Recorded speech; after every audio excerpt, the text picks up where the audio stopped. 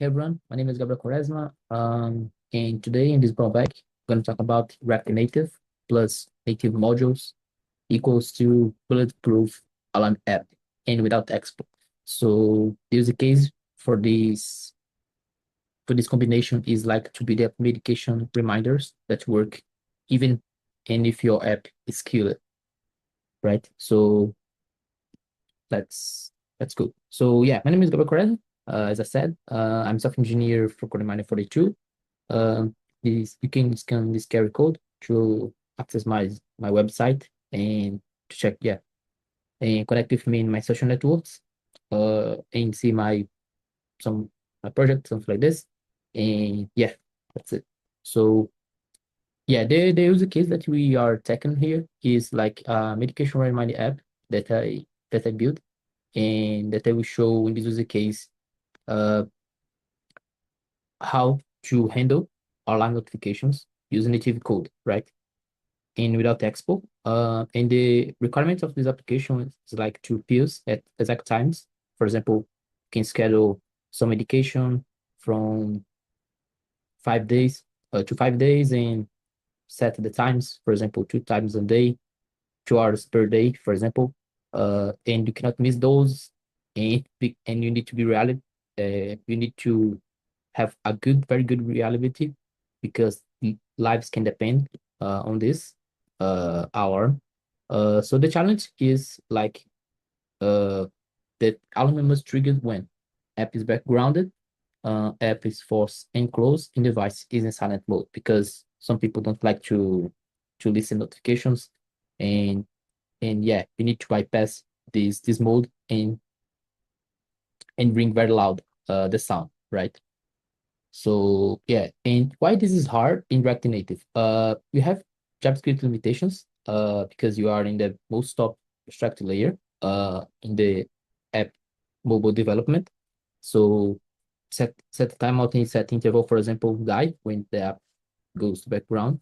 Have platform restrictions, Android those, battery optimization, stuff like this. Background execution, most JS libraries struggle. Uh,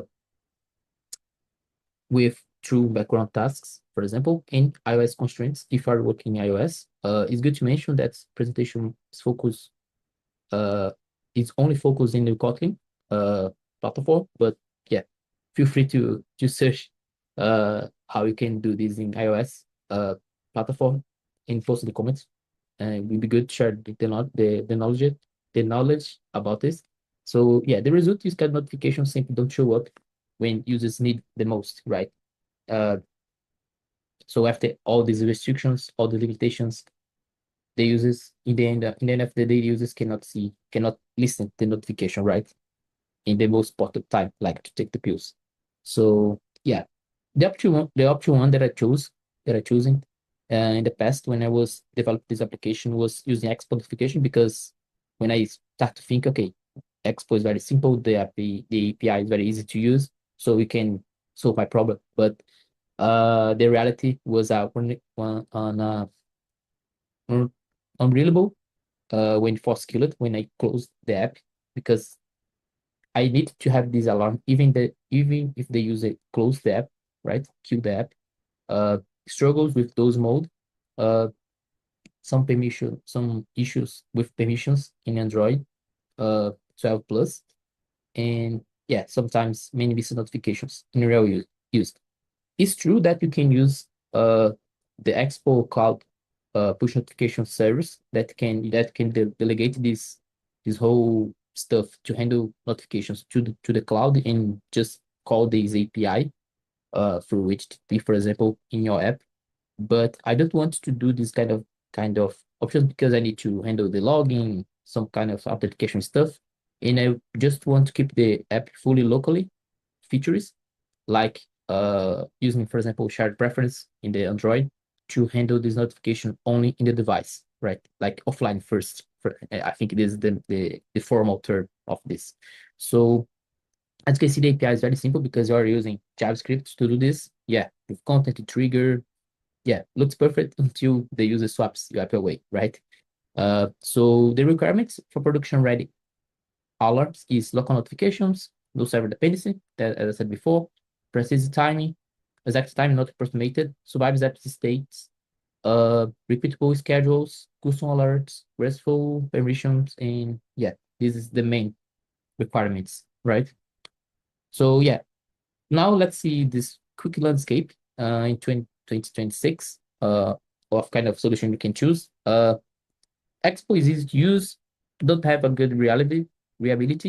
Exact time is not so good sometimes, and Expo Ready is good because you only need to use Expo framework to is out of the box. You just can use and prototypes only is good if you are doing a prototype to check if your solution is good or not. But if you are going to a production environment, and you need to use native modules. In this case, our presentation with Kotlin plus Alarm Manager. And it's not so easy to use if you are going to work with Kotlin for the first time, but it is a language more clean. For example, if you come from Java world, for example, so with the time you can be more comfortable with the language. The reliability is very good because you are working with the real platform, with the real code of the device, in this case Android. Exact timing, and Expo Ready is not Expo Ready because you are working in the Kotlin, right? So the status is, yeah, production choice. Okay, so yeah, this is the winner. We have the native OS schedule with exact alarms, survives everything in full control, right? Uh, cool. So yeah, I put here some method that you can use on this. I think that I use this one to schedule the alarm, right? In the exact time that I want.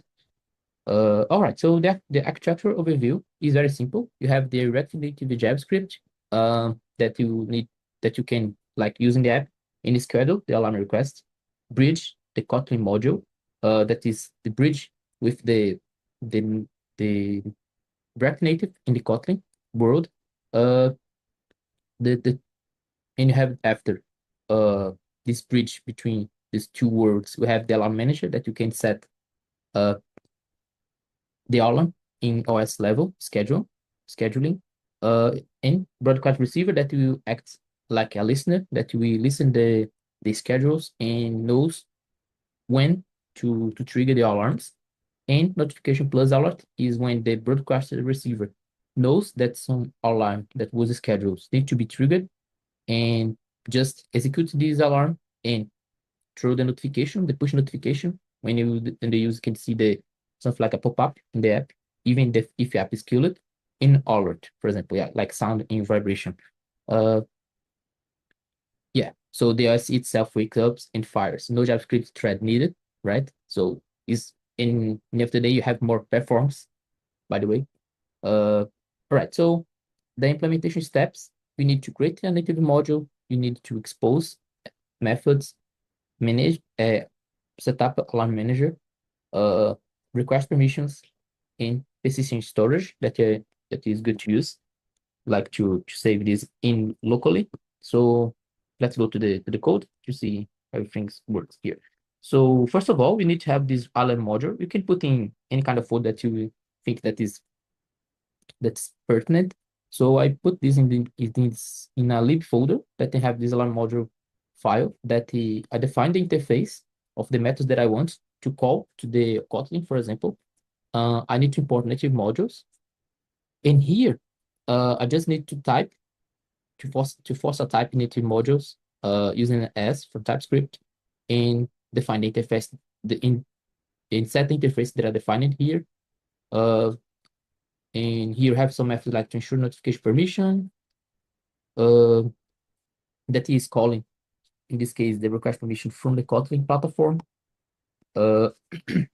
If the platform is Android, if not, just return true because I'm not focusing in iOS. All right, so here I'm exporting these methods to JavaScript, like schedule alarm, cancel alarm, list alarms, request permissions, snooze, and many others, right? So what else here? Yeah, this is good, cool. So for example, when the user are creating a new medication reminder, this function is called to schedule the alarm that was set. I will show in the video after this explanation here. After this, we need, before going to the Kotlin implementation, we need to set some permissions in the manifest about read external storage, post notifications, internet. Sometimes it's good to have vibrate, use that alarm, and many others here. Right. In the end of the presentation, I will provide the QR code to you guys scan and check this full code uh, with more relaxing, right? So, and after that, you need, after set this the whole stuff here, we need now to go to main application and add a alarm package in your package list, right? And of course, you need to define this package here. It's very simple. We just need to define this class that extend React package, and here you are just import the alarm module here, and now you need to implement the method that you define in the alarm module here, right? And here, alarm module, just need to use this annotation here. Of course, extend this Java module from React context to this class that you are implementing. Yeah, and here I just set some prefs, like the key of the pref. For example, if you are working JavaScript, you have local storage. And here we have this pref to set the key of this, the value that I want to store, the data partner here. Yeah, and just this, you just need have the same function that I defined in the interface from React Native, the stop, create alarm, call some intents. Yeah, this whole code will be available to you guys in the end of the presentation. Yeah, so it's just Kotlin code with the implementation for everything. And for example, when I go to schedule alarm, I need to call the alarm receiver, right? That use broadcast receiver, right? For example, if I go here, I have this implementation too, and this implementation have this method that is overridden from the broadcast receiver class from Kotlin, from Android, to be more specific, that is listing the actions that I want to, for example, snooze alarm or stop alarm. And here I just call the methods here to, yeah, to execute the alarm to the user, like to force and stuff, to bypass the silent mode, for example. And here, in the end, I guess here, I have the notification set up that I can set up, for example, the title for the notification, the push notification, the body, the priority category, the visibility, the actions that I want to provide in the notification. For example, I just provide this stop and I comment these actions loose because I don't feel I don't have trust in this method for a while, but yeah, this stop is working. So insert some icons, for example. And yeah, so after everything this, let's go to the video to show everything in action. So here is the app with the medications already registered, but I create a new one here. As you can see, I have this medication that I put in the first screen, and I set the time to be more just 1 minute after this hour from that day.